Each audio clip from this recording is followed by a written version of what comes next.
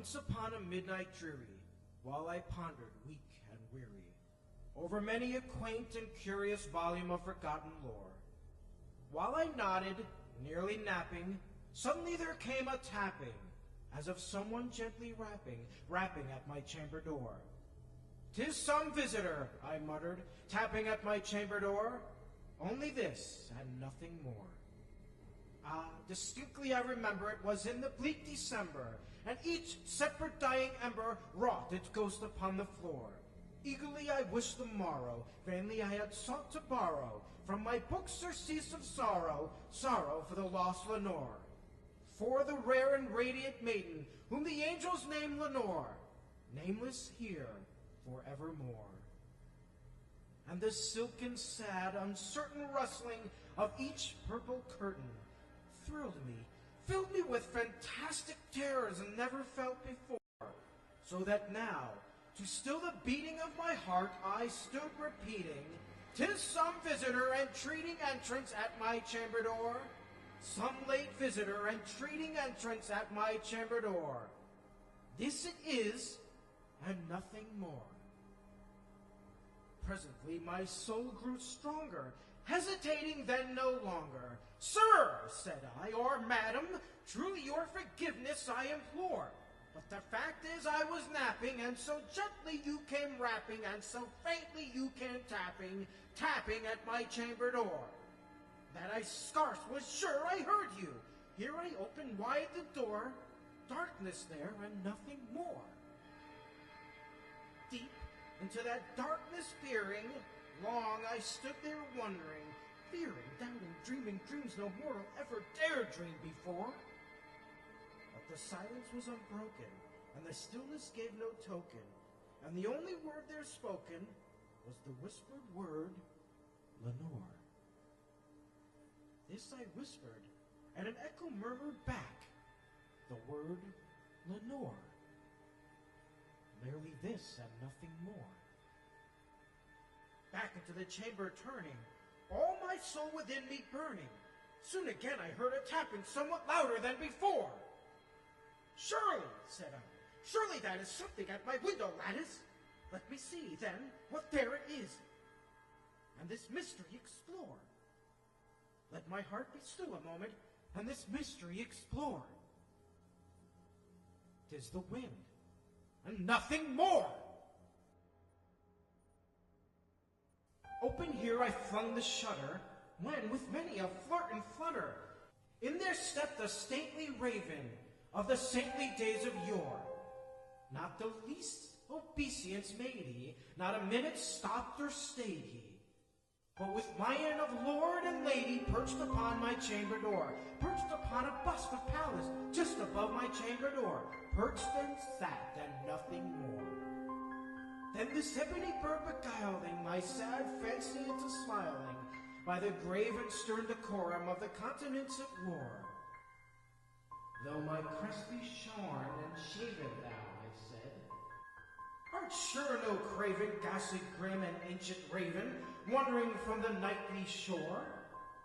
Tell me what thy lordly name is on the nightly Plutonian shore." Quoth the raven, "Nevermore." Much I marveled this ungainly fowl to hear discourse so plainly, though its answer little meaning, little relevancy bore, for we cannot help agreeing that no living human being ever yet was blessed with seeing bird above his chamber door, bird or beast upon the sculpted bust above his chamber door, with such name as Nevermore.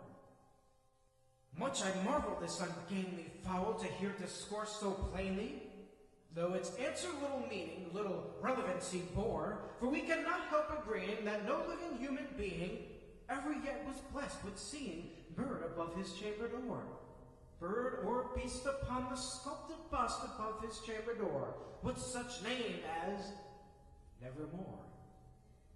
But the raven, sitting lonely on the placid bust, spoke only that one word, as if his soul in that one word he did outpour. Nothing farther than he uttered, not a feather than he fluttered, till I scarcely more than muttered, "Other friends have flown before, on the morrow he will leave me, as my hopes have flown before. Then the bird said, nevermore. Startled at the stillness broken by reply, so aptly spoken, doubtless, said I, what it utters is its only stock and store, caught from some unhappy master whom unmerciful disaster followed fast and followed faster till his songs one burden bore, till the dirges of his hope that melancholy burden bore of nevermore. But the raven still beguiling all my fancy into smiling, straight I wheel the cushioned seat in front of bird and bust and door. Then upon the velvet sinking, I betook myself to linking. Fancy unto fancy, thinking what this ominous bird of yore, what this grim, ungainly ghastly gaunt, and ominous bird of yore meant in croaking, nevermore. This I sat engaged in guessing, but no syllable expressing, to the fowl whose fiery eyes now burned into my bosom's core. This and more I sat divining, with my head at ease reclining, on the cushion's velvet lining, that lamplight gloated o'er, but whose velvet violet lining, with that lamplight gloating o'er, she shall press, nevermore. Then methought the air grew denser, perfumed from some unseen censer, swung by seraphim whose footfalls tinkled on the tuffed floor. Wretch, I cried, thy God hath lent thee, by these angels he hath sent thee, respite, and nepeth from thy memories of Lenore. Quaff, oh quaff this kind nymph, and forget this lost Lenore. Quoth the raven, nevermore. Prophet, said I, thing of evil, prophet still if bird or devil, whether tempter sent, or whether tempest tossed thee here ashore, desolate yet all undaunted, on this desert land enchanted, on this home by horror haunted, tell me truly, I implore, is there balm in Gilead? Tell me, I implore. Quoth the raven, nevermore. Prophet, said I, thing of evil, prophet still if bird or devil, by that heaven that bends above us, by that God we both adore, tell this soul with sorrow laden, if within the distant Aden it shall clasp a sainted maiden, who the angels name Lenore, clasp a rare and radiant maiden, who the angels name Lenore. Quoth the raven, nevermore. Be that word our sign of parting, bird or fiend, I shrieked up starting, get thee back into the tempest and the nice plutonium shore. Leave no black plume as a token of that lie thy soul has spoken. Leave my loneliness unbroken. Quit the bust above my door. Take thy beak from out my heart, and take thy form from off my door. Quoth the raven, nevermore. And the raven, never flitting, still is sitting, on the pallid bust of Pallas just above my chamber door. And his eyes have all the seeming of a demon's that is dreaming, and the lamplight o'er him streaming throws his shadow on the floor. And my soul from out that shadow that lies floating on the floor shall be lifted nevermore.